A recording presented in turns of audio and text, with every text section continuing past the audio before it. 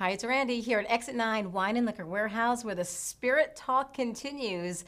Now we're down to single malt. Yes. All right, you gotta fill me in on all of this, because I hear a lot of the guys talking about, you know, that this is the way to go and this is what they're looking for, and I wouldn't be able to tell you why. So Mike, you gotta help me out. Single malt whiskey is very daunting for a lot of people because they're nervous about, getting the wrong thing. Right. What you got to look at first and foremost is where it comes from.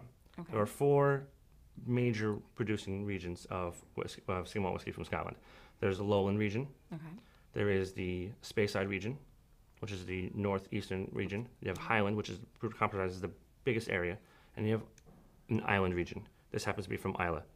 Now, single malt whiskey will usually, for the most part, pick up characteristics of the land and of where it's made, the area it's made in. So Lowland whiskeys are all very similar to Irish whiskeys, where they're triple distilled. They're lighter in style. Speyside whiskeys are light. They're a little bit more body than a Lowland, but they're sweeter. A lot of times you pick up different notes of chocolate and nuts like almonds and stuff like that. You'll pick up.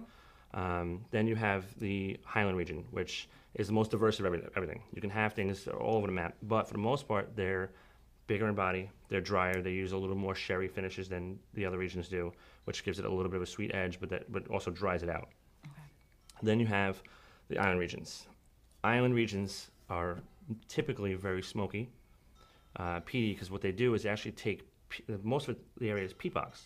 They don't have a lot of trees, so what they'll do is actually take peat and use the peat to burn, because they don't have a lot of trees for the wood to burn, to dry the grain. And then when that smoke of the peat is burned, that flavor is ingrained itself into the whiskey before it's even distilled, and it really becomes part of it. Yeah, and the color is very different as well. Very different, and a lot of it has to do with what kind of wood it's aged in, whether it's sherry or bourbon. Now, when it comes to drinking, I know I had the opportunity to be in Scotland, and I said, well, I'm in Scotland, give me some scotch.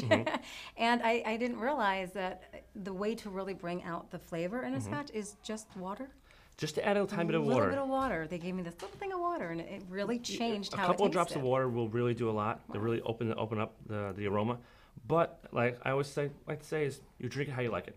Doesn't matter how you drink it, whether you want it on the rocks, whether you want it neat, whether you want it with some water, whether you want to put a splash of soda in it, whatever way you're drinking it's fine by me, as long as you're drinking Scotch whiskey.